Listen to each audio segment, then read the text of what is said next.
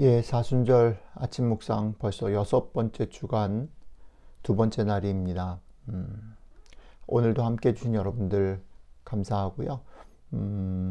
오늘도 하나님께서 주시는 말씀이 여러분들의 하루 삶에 힘이 되고 길이 되고 빛이 되는 그런 복이 있으시기를 축복합니다. 오늘 주시는 말씀 조금 길지만 같이 읽고 말씀 나누도록 하겠습니다. 에베소서 5장 21절부터 33절, 6장 1절로 9절 말씀입니다. 읽겠습니다. 그리스도를 경외함으로 피차 복종하라. 아내들이여 자기 남편에게 복종하기를 주께 하듯 하라. 이는 남편이 아내의 머리됨이 그리스도께서 교회의 머리됨과 같음이니 그가 바로 몸의 구주시니라. 그러므로 교회가 그리스도에게 하듯 아내들도 범사에 자기 남편에게 복종할지니라. 남편들아 아내 사랑하기를 그리스도께서 교회를 사랑하시고 그 교회를 위하여 자신을 주신같이 하라. 이는 곧 물로 씻어 말씀으로 깨끗하게 하사 거룩하게 하시고 자기 앞에 영광스러운 교회로 세우사 티나 주름 잡힌 것이나 이런 것들이 없이 거룩하고 흠이 없게 하려 하심이라. 이와 같이 남편들도 자기 아내 사랑하기를 자기 자신과 같이 할지니 자기 아내를 사랑하는 자는 자기를 사랑하는 것이라. 누구든지 언제나 자기 육체를 미워하지 않고 오직 양육하여 보호하기를 그리스도께서 교회에게 함과 같이 하나니 우리는 그 몸의 지체임이라. 그러므로 사람이 부모를 떠나 그의 아내와 합하여 그 둘이 한 육체가 될지니 이 비밀이 크도다. 나는 그리스도와 교회에 대하여 말하노라. 그러나 너희도 각각 자기의 아내 사랑하기를 자신같이 하고 아내도 자기 남편을 존경하라. 자녀들아 주 안에서 너희 부모에게 순종하라. 이것이 옳으니라. 내 아버지와 어머니를 공경하라. 이것은 약속이 있는 첫 계명이니 이로써 네가 잘되고 땅에서 장수하리라. 또 아비들아 너희 자녀를 노엽게 하지 말고 오직 주의 교훈과 훈계로 양육하라. 종들아 두려워하고 떨며 성실한 마음으로 육체의 상전에게 순종하기를 그리스도께 하듯 하라. 눈가림만 하여 사람을 기쁘게 하는 자처럼 하지 말고 그리스도의 종들처럼 마음으로 하나님의 뜻을 행하고 기쁜 마음으로 섬기기를 주께 하듯 하고 사람들에게 하듯 하지 말라. 이는 각 사람이 무슨 선을 행하든지 종이나 자유인이나 주께로부터 그대로 받을 줄을 알미라. 상전들아 너희도 그들에게 이와 같이 하고 이 위협을 그치라. 이는 그들과 너희의 상전이 하늘에 계시고 그에게는 사람을 외모로 취하는 일이 없는 줄 너희가 알미라. 아멘. 저희는 이번 주에 예수님의 죽음 그리고 예수님의 사심 그리고 예수님의 부활로 우리에게 주어진 회복의 이야기 가운데 우리 개인들의 회복을 넘어선 공동체의 회복의 특성에 대해서 하나하나 묵상하고 있습니다. 어제는 우리는 더 이상 홀로가 아닌 한 몸의 지체로 같이 회복되어졌다라는 것을 생각해 보았습니다. 오늘은 그거에 이어서 여러 가지로 우리가 삶에서 맺어지는 여러 관계들 속에서 관계 속에서 맺어지는 그 사람들과 서로 어떻게 지내야 하는지에 대해서 한번 생각해 보려고 합니다. 오늘 바울은 에베소 교회를 향해서 보낸 편지의 결론 부분의 마지막에서 성도들에게 그들의 삶 가운데서 일어나는 여러 가지 일상적인 관계들, 아내와 남편, 또 부모와 자녀, 또 종과 주인, 이런 일상적인 여러 관계들을 어떻게 생각하고 행동해야 되는지에 대해서 구체적인 제안을 하고 있습니다. 그런데 바울이 이 제안 속에서 주목해야 될 단어는 뭐냐면 서로에게라는 겁니다. 서로. 예수님으로 말미암아 새로운 존재가 된 사람들은 아내, 남편, 부모, 자녀, 주인, 종 모두 이제 서로에게 복종해야 된다는 겁니다. 서로에게, 서로 사랑하고 서로 복종하고. 이전에는요, 누구는 존경을 받고 다른 사람은 복종하고 따라야 했다면 이제는 서로 복종해야 된다는 거죠. 갑과 을이 있고 남여가 있고 노소가 있어서 이게 고정된 관계 속에서 갑은 누리고 을은 고개를 숙이고 이게 아니라 서로 갑이든 을이든 남이든 여든 노든 소든 서로에게 사랑하고 복종하라는 거죠. 그런데 이 제안을 우리가 생각할 때 이거를 갖다가 지금 우리 시대에서 읽으면 그럼 뭐 그렇지. 지금 세상이 그 정도로 바뀌었잖아요. 지금 뭐 주인이나 종 이런 게 있지 않는 세상 속에 있잖아요. 우리는 뭐 부모와 자녀의 관계도 되게 많이 바뀌었습니다. 그렇죠? 남편과 아내의 관계는 더 말할 것도 없고요. 그런데 이 지금 얘기를 하고 있는 그 바울의 시간으로 거슬러 올라가 보면 이 말은 당연한 말이 아니라는 것입니다. 그렇죠? 그 당시는 어떤 상황이었냐면 남녀노소 빈부 종노예 부모 자녀 이런 관계라는 것이 고정되어져 있는 관계라는 거죠. 절대 동급이 될 서로라는 단어를 쓸 수 없는 그런 시대였다는 거죠. 남은 남이고 여는 여고 빈은 빈이고 부는 부죠. 종은 종이고 노예는 노예고 그죠? 주인은 주인이죠. 부모는 부모고 자녀는 자녀입니다. 이게 완전히 고정된 관계 속에서 그런 사회 속에서 지금 바울이 이 말을 꺼냈다라는 걸 기억을 해야 합니다. 그렇기 때문에 이 말은 사실은 그 사회를 지탱하고 있는 기본 구조를 흔드는 대단히 혁명적인 제안이라는 것입니다. 우리한테는 대단히 많이 당연해진 것이지만요. 사실 우리가 거기까지 거슬러 올라가서 읽으면 좋겠지만 그게 잘 실감이 안 난다면 우리의 시간들만 조금 거슬러 올라가도요. 그죠?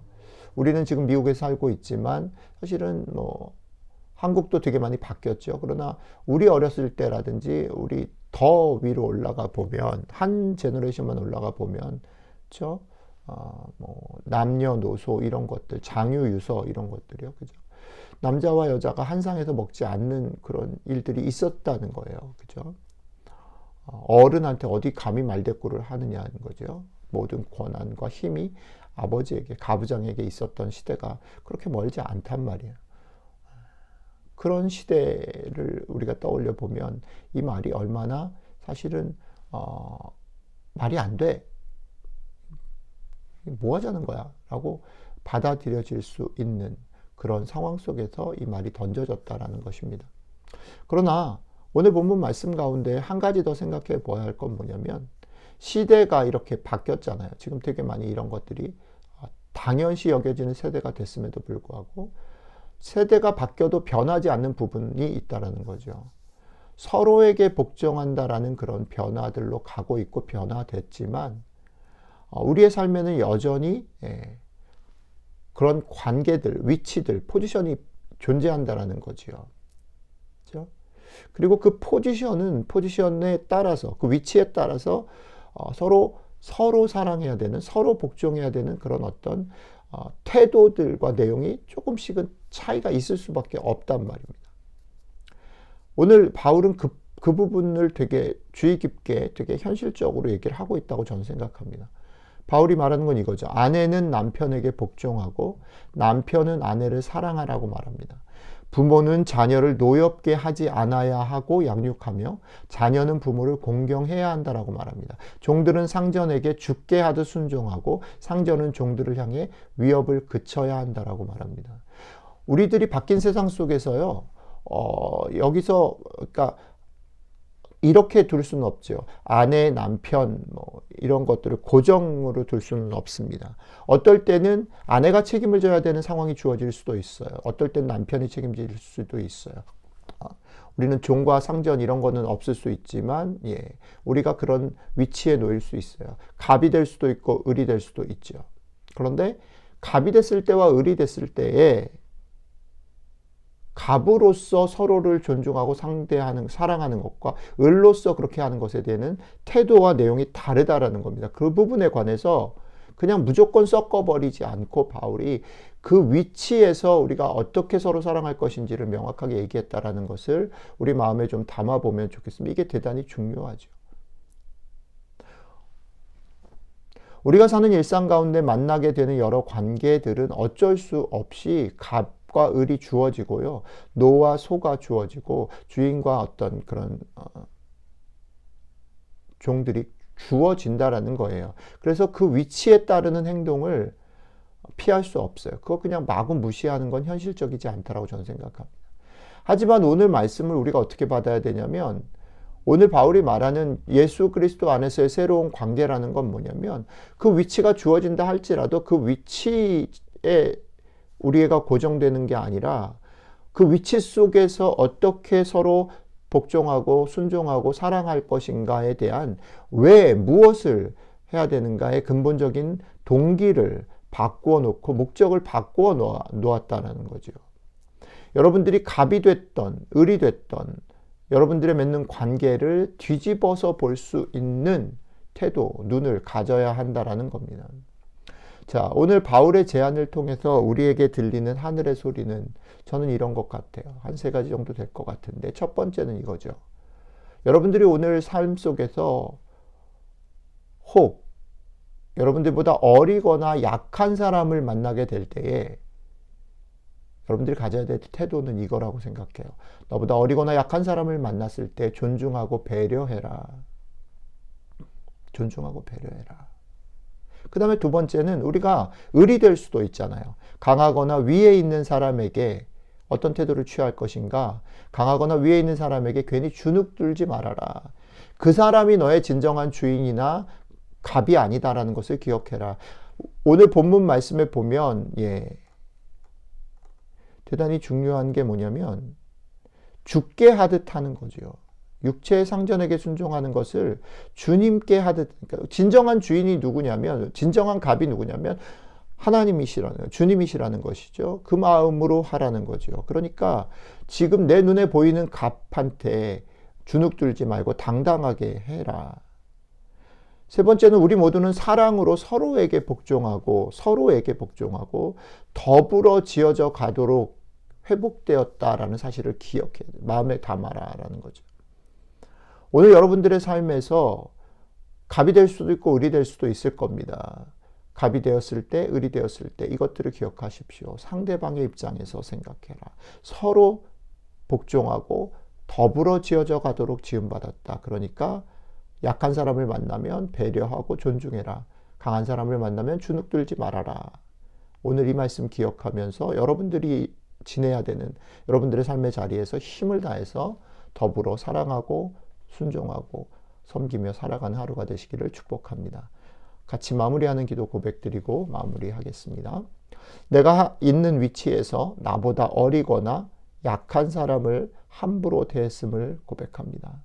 주님, 아무리 선한 의도라도 상대방을 존중하고 사랑하지 않으면 안 되는 것을 명심하며 살겠습니다. 또한 나에게 갑의 위치에 있는 사람들을 대할 때 주눅이 들지 않고 온전히 갑이신 하나님만을 바라보며 당당하게 제가 섬겨야 될 일들을 섬기며 살아가겠습니다. 하늘의 자리를 버리고 우리와 같이 지신 예수님의 이름으로 기도드렸습니다. 아멘.